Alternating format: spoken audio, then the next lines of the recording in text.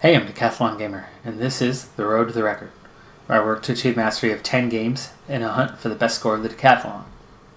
If you like what you see, remember to hit that like button. If you want to see more, hit subscribe. Let the games begin. This is Pro Cycling Manager 2019, Career Mode Episode 16. We head into a major sponsor objective equal on our second biggest of the entire year. And the objective is a top 3 finish. We have 2 sprint stages to open. We have a 6-kilometer prologue in stage number 3. And then stage 4 is a rather easy, not too easy though. That climb will definitely do some damage, especially 1, 2, 3, 4, 5 times up it. Hill climb, definitely for punchers more than the mountain climbers. And then stage 5 is again same sort. It's short steep climbs over and over and over again. Good for a punchy rider to get away.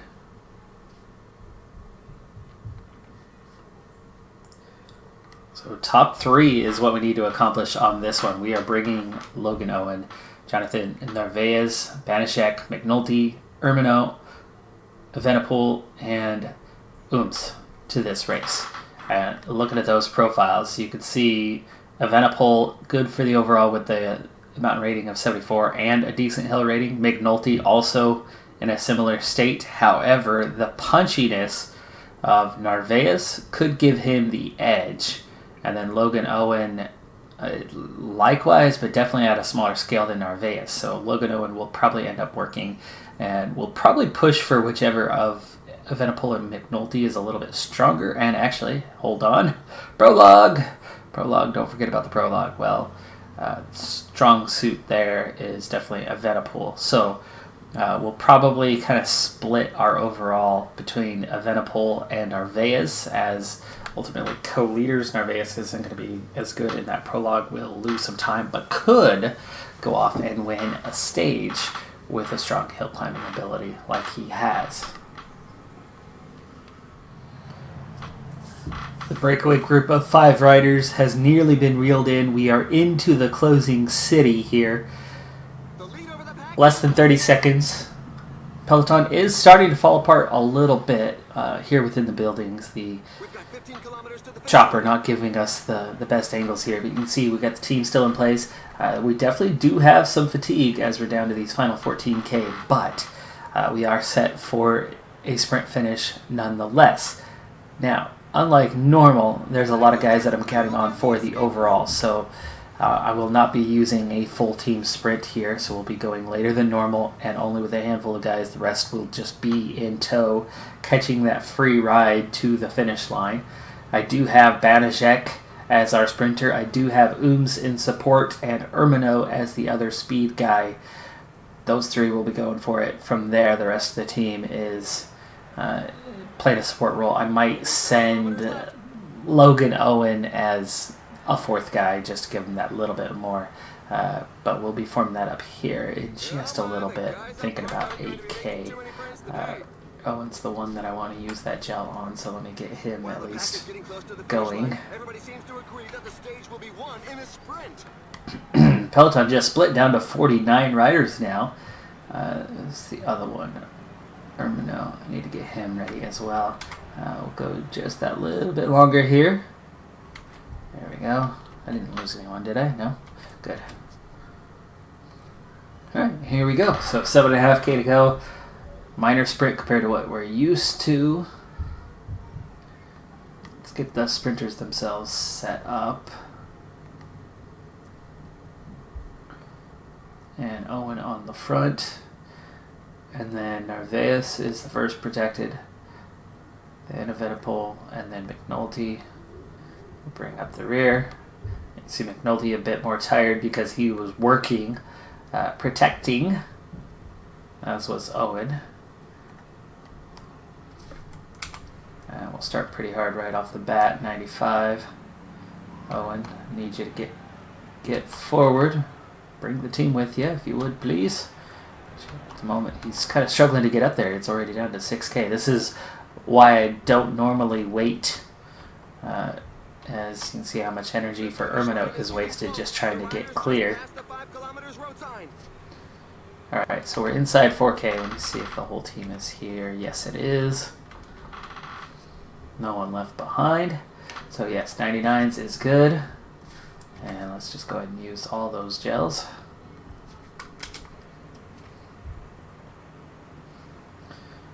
Banijek still not furthest forward, but he's in a decent enough position as we're down to 3 kilometers to the finish. Check the profile. The wind is non-existent, so not a threat. This is the only uphill. Otherwise, we're flat to the finish. And let's go ahead and get some speed from Erminote. And let's get a sprint from Erminote. There goes the sprint. The strong men are giving their all. Okay, let's get a sprint from Ooms now. Come on, there's the finish. There's the finish. Do we want to push Banijek now? 600 meters. Let's go 5. Here we go.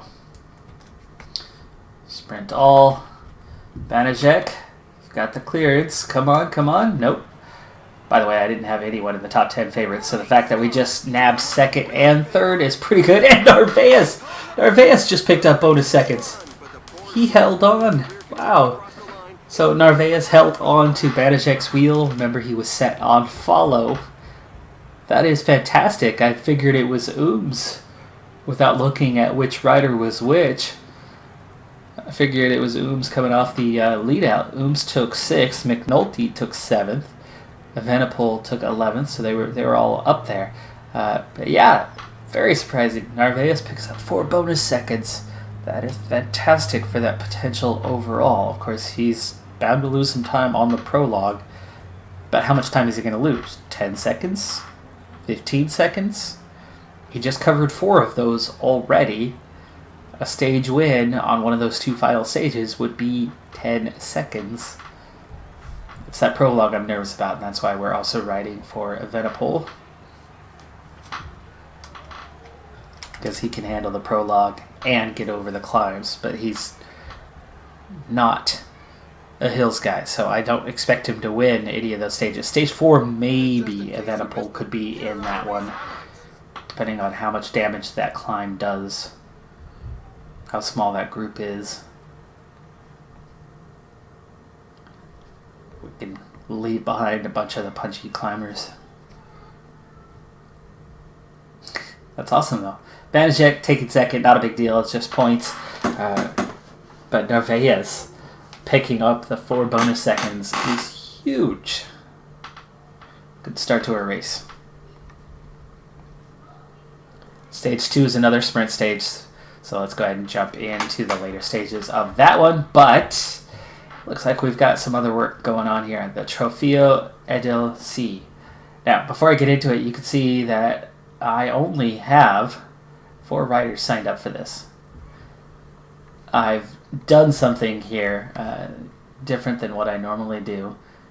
But if we look at the planner before we jump into that race, I've got the schedule into the very first week of June, a couple days into June, filled out now completely, along with the riders' training schedules, all of them. This is where we're at. This is beginning of April. This is just 2 months. We are crazy busy during the next 2 months. The objectives, I'm bringing full teams to the objectives. And we're going to push for those. So the objectives all at 7 of 7. But you can see a lot of the races, only 5 to 6 riders signed up. And in a couple cases, like this one, we have 4. Actually, I had 6 signed up. A couple of them apparently are too old. I thought the later ones I worried about that. This one I don't think I necessarily did. Age restrictions on a few under 23 races. So after this one, where I figured that out, I started doing a lot of careful planning and end up with small teams of riders signed up. Still some breaks pushed in, a week here where guys are off. so that they can rest, recover that week. Here, almost here, where they only have 1 day. So, like, Vashek's going to rest this week. So, breaks scheduled in for various riders. This was about the longest planning session that I've ever had, and it only covered 2 months. I haven't seen a schedule that busy with this number of riders for me for a long time. So I'm going to have a lot of racing to do here in the next little while. But you can see fitness level is looking really good up and down the team. Logan Owen, the only one that is below a 96, and 95 is still really good. In fact, Logan Owen is also on his fitness peak as we speak. But let's go ahead and push into the later stages of the second stage here in the race.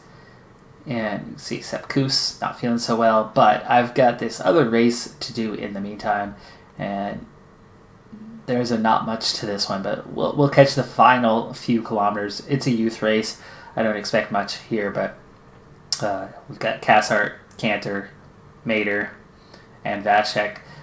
Mader's got a real chance because of that punchy little ending, but there's not much to it, so then Cantor will. So we're kind of looking at either Cantor or Mader for this one. We have 30K to go. 2 climbs. They're not that severe, and I was really hoping to have things close by this point. Unfortunately, the breakaway group quickly jumped out to a massive lead. Nobody in the peloton wanted to give any chase, so I've had to use Vashek and Cassart in the chase for well over 100 kilometers. They are both getting fairly tired, but they have brought it back down to 4 minutes. 4 minutes is still not enough, though, at this point. So the real push is going to be on here in just a little bit, really over the top of this climb. We're going to start attacking much harder than we are currently. Using up these guys as we're down inside 20K to go now. And I think this is the time to do that. So we're going to go 99s. Cantor is the sprinter. Mader is the guy to get over the top of the climb. Vashek is fresher right now. And Cassart's the guy for the flat anyway. And so we're going to use Cassart's gel. And he is now going to effort, we'll say 76.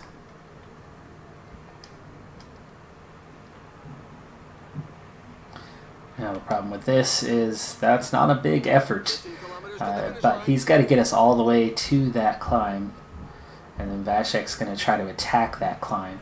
And meanwhile, we've got to make sure we're still pulling this gap down, and at 4 minutes, that's not really doing it. Oh, there we go. Gel kicks in, so we can push a little harder here. The gap's not going away, though.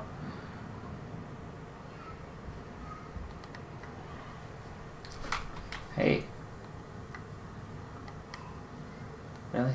Can we go the other way? There we go. Use your gel, too. Cassart, we'll see if he can hang on, or if this is going to be too much for him.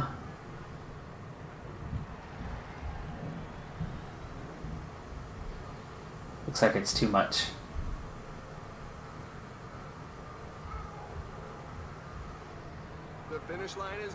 12K to go. We've only pulled back 15 seconds, so we're going to get Cassart one more time on the front and just use him up. One quick little pull. Give us a few hundred meters anyway. And now back to Vashek. Cassart, you're done. 3 riders is all we have left.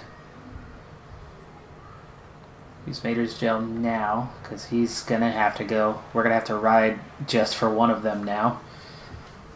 3:20 is the gap. Pulled back another 40 seconds, but we're down inside 10K. So Vashek, we need to start pushing a lot harder than we are right now. 84. Coming up to the climb. I think I need Mader to attack that climb, so how close are we to it? just about there, so yeah. 5 kilometers to the finish line.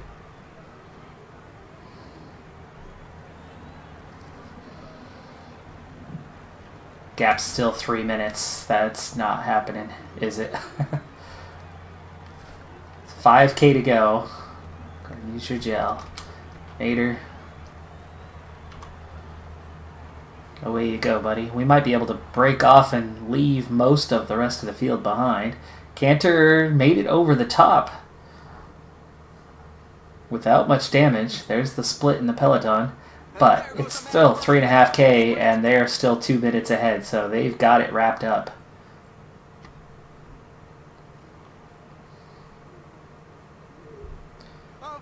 There's the breakaway for the win. And let's get Mater on his sprint.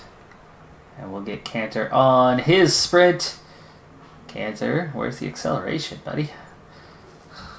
Never really accelerated, but he did pull away in the end. So we do get, yay, oh no, wait. First across the line, but the breakaway was ultimately first across the line. So we won the sprint for best of the rest. Unfortunate to not be able to catch that break. I was chasing them from 20 kilometers into the race. Ultimately, I should have recognized sooner, though, that they were pulling out to such a large lead, and no one. I mean, I literally led every single kilometer of the race after I recognized that no one else was going to give chase. Just unfortunate that it took me 20K in to figure that out. Ultimately, we cut the gap back down to 2 minutes, which means we took away 90% of the gap they opened up. It was right around here when I took over. So, you know, break didn't form until somewhere around here, and here I took over. But enough's enough, and they got enough. It's hard to chase with just 2 riders, chasing down 6. So the rest of the field let that one get away. And meanwhile, we move on to stage number 2. Again, this one's a sprint stage, so we'll skip to the end. Short stage today. So the pace picked up pretty early on, though it really hasn't done much damage to the field. So we're already down to 13K as we're coming up towards the end. We're now into town here. And he's not getting back up. It looks like he'll have to abandon the race. And it looks like the finish. Yeah, that was the finish line. It is on a little bit of an uphill. We're going to see it again here in a little bit. So, uphill finish in the rain with a 6K, which is just enough to have a minor effect. And let's see, we're going to be looping back. The riders are closing on the last 8 kilometers of the stage, which It is tailwind off that final turn. So tailwind off that final turn. We're already down to 7K, so it is definitely time to form up. Okay, Evenepoel, you were going to be at the back following Neves. I'm not going to worry about McNulty any longer, so, well, but I don't want him in this either, as we're down to 7K, so never mind. Follow Banishek, the sprinter, who will follow Ooms, the lead-out guy, who will follow Erminout, the closest one to any speed otherwise, and then of course Logan Owen. You could see that we've got really nice form here in the group. And a lot of that came down to we targeted this as our main objective, approachable, achievable objective, and so a lot of guys have this laid out, and so we're hitting a lot of fitness peaks, or really close to hitting fitness peaks right now.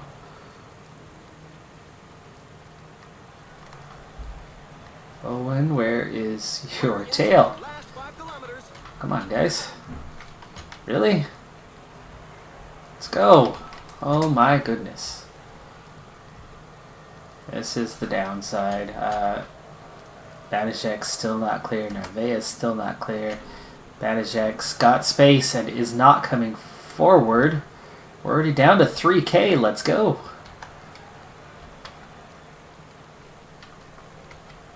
Two and a half K. And we're still just now getting our sprinter up here. We've got a terrible position. I don't expect anyone now. Ooms, I'm ready to sprint, but Banijek is still not on his wheel.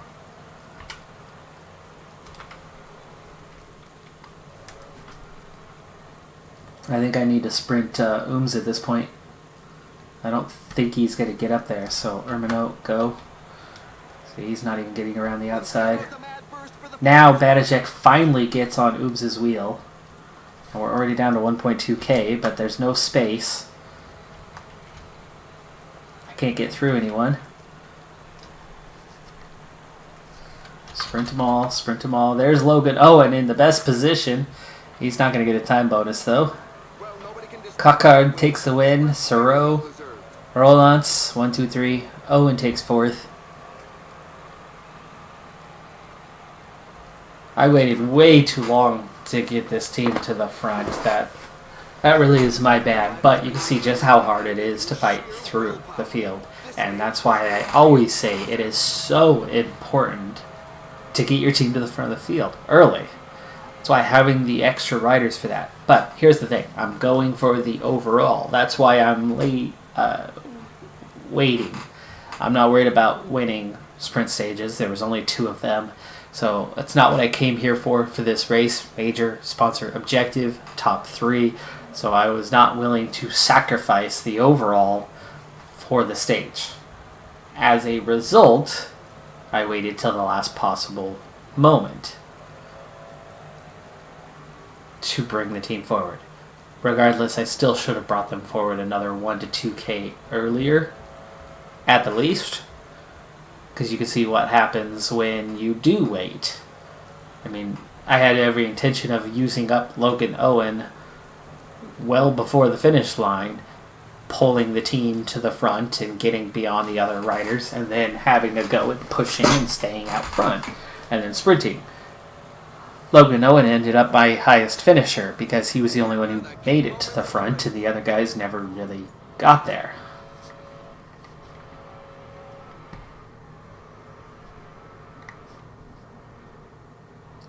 But our real work starts with stage 3 anyway, the prologue. That's what's going to count. So no time bonus for us on that one, but that's okay. Venipol hits his fitness peak now as well. And Sepkus, what's the deal?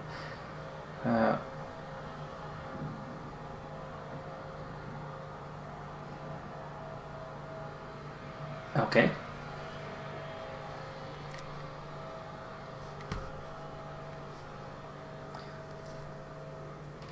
And on to our 6K prologue, which is 99% prologue, 1% time trial.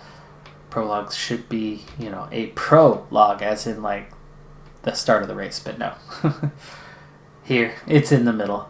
Oh, it's 6.9. Okay, well, that's a little bit longer. So it's, like, 3% time trial.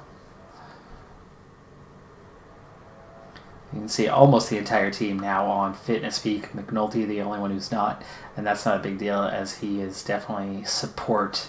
So having Evenepoel now hitting that and Arveius hitting his as well. I started the race with 4 guys. Now we have 6 of them, and the 2 leaders just started their fitness peaks. So really good timing for that. And hopefully we can turn this into a top 3. Maybe a race win. That would be nice, of course. But top 3 would be just fine. We are racing against some of the better riders out there. Now, as for this prologue, I have no idea competition-wise what we have. The downside for me is the entire team is placed within the top 17. That's a little bit of a challenge because they're not spread out. I'm going to have to manage a lot of riders at the exact same time. And that's less than ideal.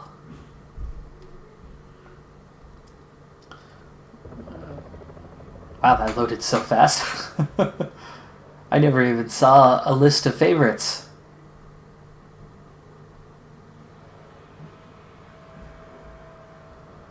Alright, so we set off. There's going to be a little while before I get to my riders. Let's speed this puppy up. There is a light wind. It's a tailwind for about 3.5K, and then you crosswind it, and then headwind into the finish. So it will affect the finish line.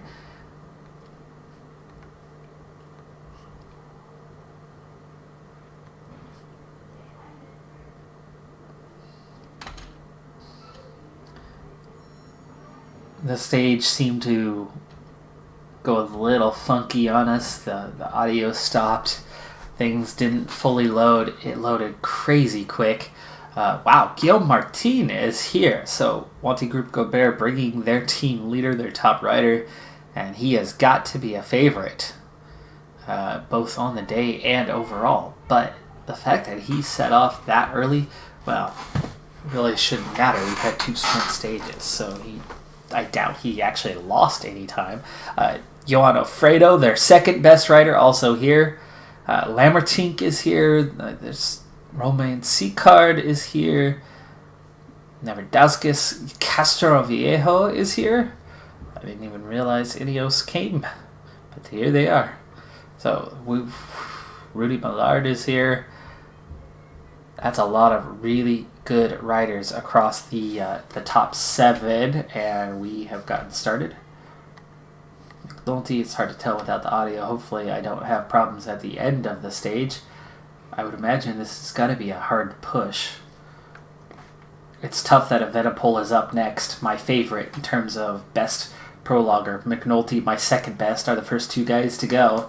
There's no test subjects for me to figure out what is the appropriate amount of effort on this short stage. 80 looks like too strong. Comes Evenepoel with a nice +3 race day condition. We'll try 78 out the box.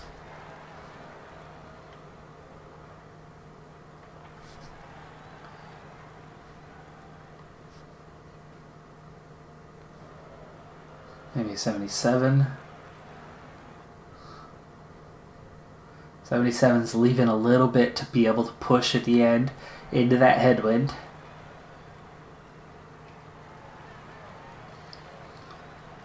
Very technical section here.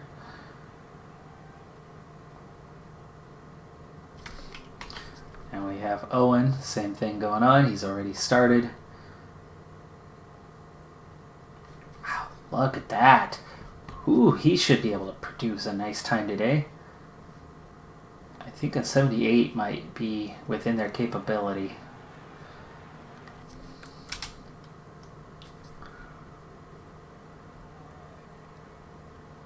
Oh, and there's a downhill section here right before the end. But you can attack 99 out of it. Okay.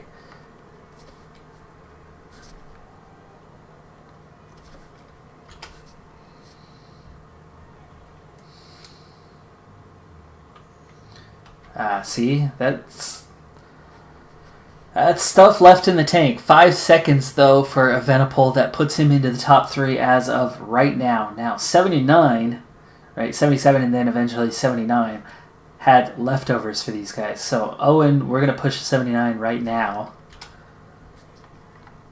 Ermino getting ready to set off. We're going to set him to a... Hey, can you get back to Ermino, please? Not Johnny Muscat, which means there's a lot of talented riders here. Ermino is a time trialist. This is his area. I'm going to try to push an 80 and see what happens with that. So Evenepoel, still a really good run. Unfortunately, a bit of energy left. All coming down to not knowing the right amount. Oom's looking really strong today. I'm going to push him at an 80. Ermino at an 80. Here's Owen. Again, there's the downhill. And here's that final push to the end. We can really attack that last little climb. So Logan Owen goes 10th quickest. It's Narvaez now. Narvaez not as strong, so we're going to push the 78 for him.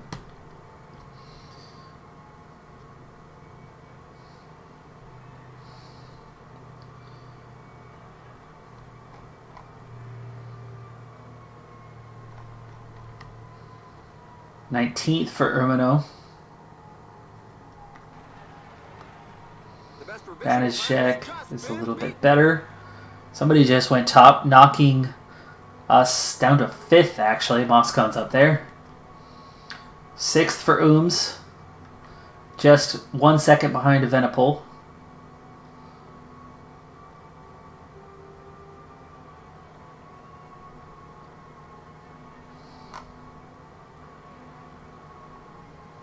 Yeah, come on, Narvaez, come on.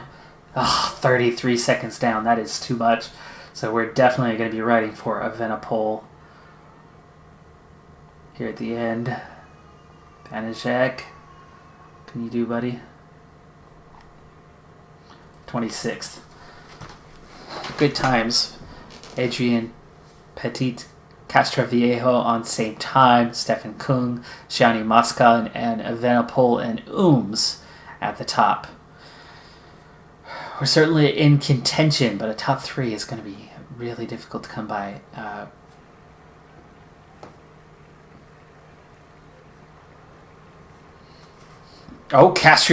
Castroviejo gets the win, actually. Ooh.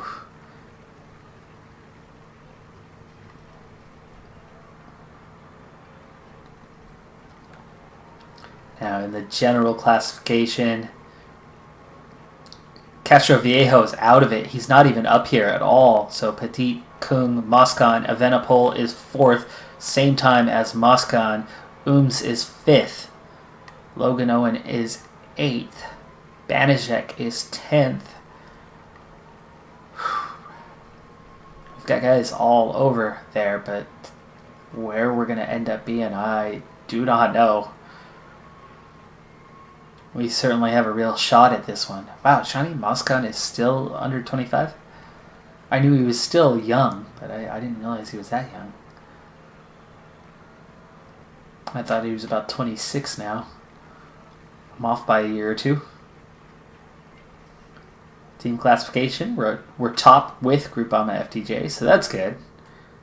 That's something.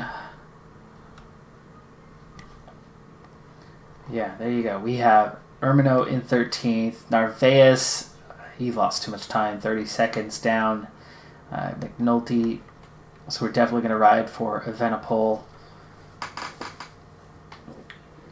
He's not going to get time bonuses. What we have to hope is one of these 3 guys is going to lose time. Petit is a 68 hill climber and a 54 on mountains, so he very well could get dropped. If he does, then we're down to Stefan Kung, who might just hang in there, but he could be dropped. Moscon could be the favorite to win this now, but Evenipol is right there as well. But Moscon better 75 hill rating.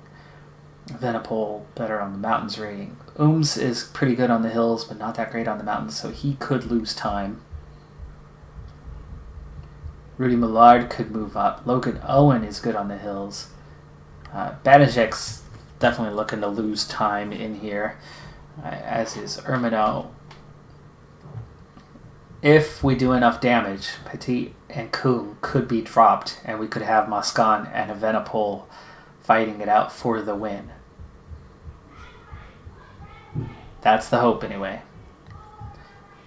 So, that is 3 stages in the books. We have 2 to go. Both of them are hills stages. 4 more climbing than 5. Paris-Roubaix in the books. And it is Oliver Nassen taking the win. Nicky Terpstra 2nd. Mike Tunison is 3rd. Wout van Aert. Yves Lampaert, top 5. Dang. Dylan Groenewegen. Great performance by him to take 9th. Chasey, 10th.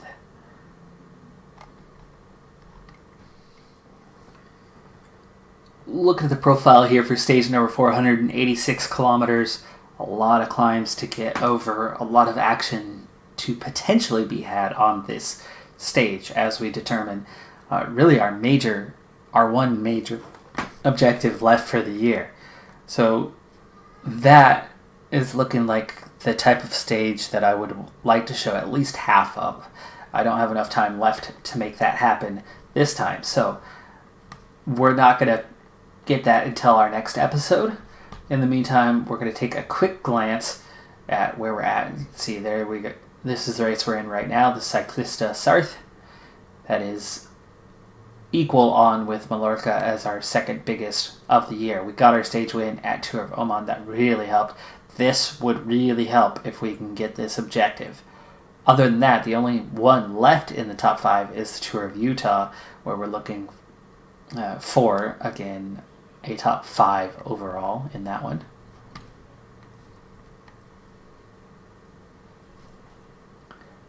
And looking by date, right? Until August. This is our window. So we hit the end of July and we sign our contract for next year. So anything after August is irrelevant. So we're looking at all of our objectives coming up here, and you can see that they're going to get weaker and weaker from here the rest of the way. A half star, 1 star, a couple 2 stars, 2.5, and then this one, the 3.5. So this race really is going to have the biggest impact on the remainder of the season. We're getting lots of important results.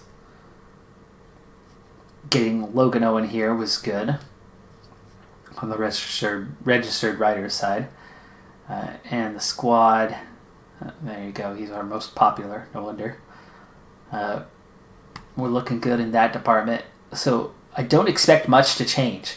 This could have a negative impact, it could have a positive impact.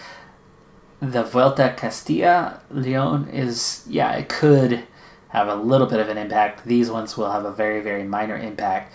But this is going to have the biggest impact the rest of the season for us in terms of sponsorship. So, like I said, we're going to do those 2 stages into the next episode, as it's a big deal. It is definitely a big deal. Team looking good. We certainly have a big chance to increase the budget in terms of, A, we have a lot of space left in the budget, and B, it looks like, we're facing a potential increase, at least, of 12,000. And again, we already have a lot of space right now, and we're looking at 12,000 more. I doubt we're going to get the 25,000 more, but at this point, that's okay. In terms of where the sponsor is compared to where we are as a Continental team, I should be able to sign quite a few riders as it is right now going into next season. That'll greatly strengthen the squad as we become a Continental Pro team. At this point, I'm certain we'll be a Continental Pro team next year. I mean, we're already close to that now. It's not going to take much more, and with the amount of budget we have, we'll definitely sign the riders that'll put us over the top into that realm.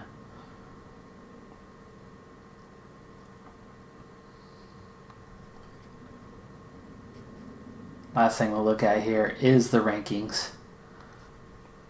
Individually, it's Froome on top, Geraint Thomas second best, Yves Lampard just went third best. And in the Continental rankings, Cantor is 4th, McNulty is 5th, Mader is 10th, Bryan is 18th. We are all over those rankings, which is nice. In the Super Prestige, we're definitely not as high. We're a Continental team. Cantor is the highest at 91st. In terms of victories, Cantor has 7 on the year. Banijek has 6 on the year. That is pretty fantastic. As a team, it's Ineos on top. No surprise considering they have the top 2. Kind of quick step, second best. Bora Hansgrohe, third best. And we are still top of the Continental rankings as a Continental team. I wish that really amounted to something, because if it did, we'd be jumping all the way to the World Tour rankings next year. Skipping Continental Pro entirely. But they changed it, last year? To represent the team index. And I get that. I understand that. That's how it works in real life. They don't have a true promotion relegation system. At least not based on performance. It'd be nice if they did, because we'd be making a big jump. But in the Super Prestige, we are 20th, which is a bit of a slip, but that is to be expected. As teams earn real points, we're not. As a Continental team, we're never going to score that many, especially in the Super Prestige. We're dominating Continental, but they're not worth the kind of points. So you get Continental Pro teams in the World Tour races, even though they do poorly, they're still going to pick up significant super prestige points that we're not. But either way, we're still looking really good in this department, as we have had an excellent season thus far. But that's going to do it for this episode. I'm Decathlon Gamer. And remember, I'm aiming for the best of the best. So if you're ready to join me on my journey, hit subscribe and tune in next time on my Road to the Record. Bye for now.